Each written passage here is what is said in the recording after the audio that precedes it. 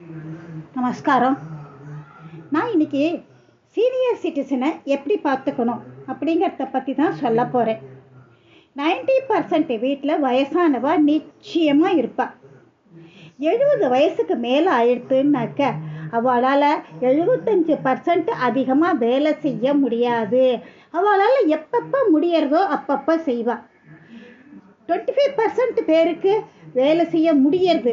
அது அவளுக்கு ஆண்டவன் கொடுத்த பெரிய கிஃப்ட். அது வேற அவள்கிட்ட காசு பணம் இல்லாமல் இருக்கலாம், ஆனால் நம்மளால அடுத்தவாளுக்கு கஷ்டம் கொடுக்கல, நம்மளால செய்ய முடியறதுன்னு நினைக்கிறா பத்தியலா, அதுவே பெரிய கிஃப்ட் அவளுக்கு. இப்போ இந்த வயசானவாளுக்கு என்ன பண்ணுறது? வீட்டில் இருக்கிறவா அதிகமாக வேலை செய்ய முடியாதவாளுக்கு 2 மணி நேரத்துக்கு ஒரு தடவாவது அவளுக்கு சாப்பிட கொடுக்கணும். கட்டாயமாக 2 ஹவர்ஸ்க்கு ஒரு தடவை ஏதாவது கொடுத்துட்டே இருக்கணும். ஃப்ரெஷ் ஜூஸ் கொடுங்கோ. இல்லையா, எங்களுக்கு அப்படியெல்லாம் வசதி இல்லை அப்படிங்கிறீங்களா, ஏன் கஞ்சி போட்டு கொடுக்கலாமே நீங்கள். சரி, நாங்கள் 2 பேருமே வேலைக்கு போகிறோமே, அப்போ என்ன பண்ணுறது?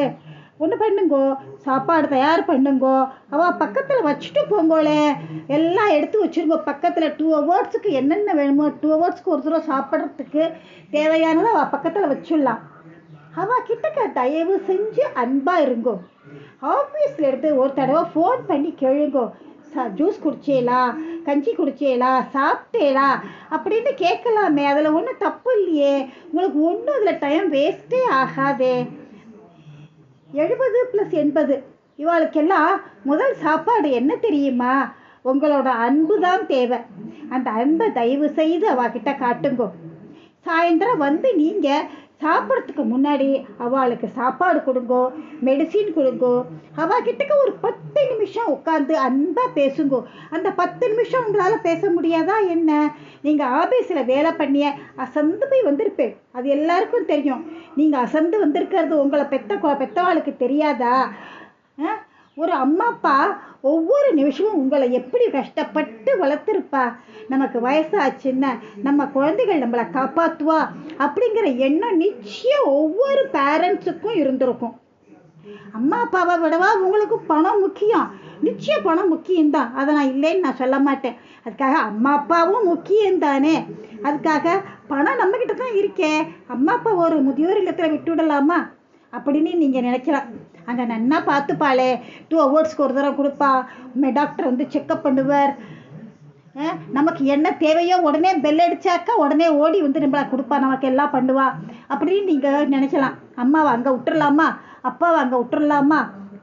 ஆனால் முதியோர் இல்லத்துல எல்லாம் எல்லா வசதிகளும் தான் இருக்கும். ஆனால் தான் பெற்ற குழந்தைகளை பார்க்கணும்னா அது முடியுமோ? ஏன் முடியாது? வீடியோ காலில் பார்க்கலாமே அப்படின்னு நீங்கள் சொல்லலாம். ஆனால் பக்கத்தில் உட்காந்து பிள்ளையோ பொண்ணோ மாட்டு பொண்ணோ இல்லை பேரம் பேத்தி யாரான ஒருத்தர் பக்கத்தில் உட்காந்து அன்பாக பேசுகிற மாதிரி ஆகுமா என்ன?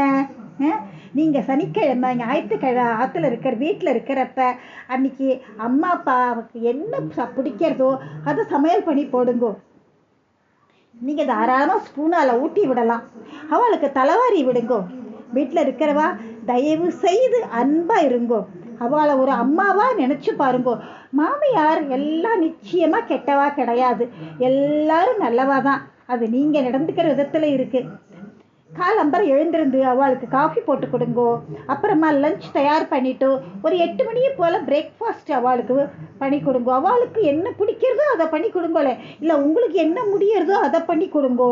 அவளுக்கு கொடுத்துட்டு அப்புறமா நீங்கள் சாப்பிட்டுட்டு ஆஃபீஸ் போகலாமே. முதல்ல மாமியார் மாமனார் கிட்டக்க அன்பாக இருங்கோ. லீவு நாளில் அவளை மெதுவாக கை பிடிச்சி ஆற்று வாசலில் நடங்கோ.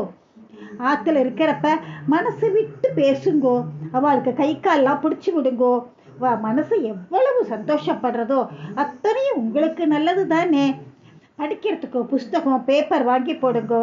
டாக்டர்கிட்ட கூட்டிகிட்டு போங்கோ. அவள் இந்த வயசில் உங்ககிட்ட எதிர்பார்க்கறது உங்களோட அன்பை தான். உங்களோட பணம் நகை துணிமணி அதெல்லாம் அவள் எதிர்பார்க்கலை. அதெல்லாம் முடிச்சாச்சு. அவளுக்கு தேவை ஜஸ்ட் உங்களோட அன்பு. தயவு செஞ்சு வயசானவகிட்ட அன்பை காட்டுங்கோ. அவள் 1 ஹவருக்கு ஒரு தடவை ஏதாவது சாப்பாடு கொடுத்துட்டே இருங்கோ. பக்கத்தில் எடுத்து வச்சுட்டு போங்கோ. நாங்கள் அங்கே தான் ஆஃபீஸ் போயிடுறோமே, எப்படி எங்களால் முடியும்? பக்கத்தில் எடுத்து வச்சுட்டு போங்கோ. நான் யார் மனசையும் புண்படுத்தலை. சாதாரண ஒரு சீனியர் சிட்டிசனை எப்படி பார்த்துக்கணும் அப்படிங்கிறதத்தான் நான் சொல்கிறேன். ஒரு நிமிஷம் நீங்கள் உங்கள் கண்ணை மூடிக்கோங்கோ.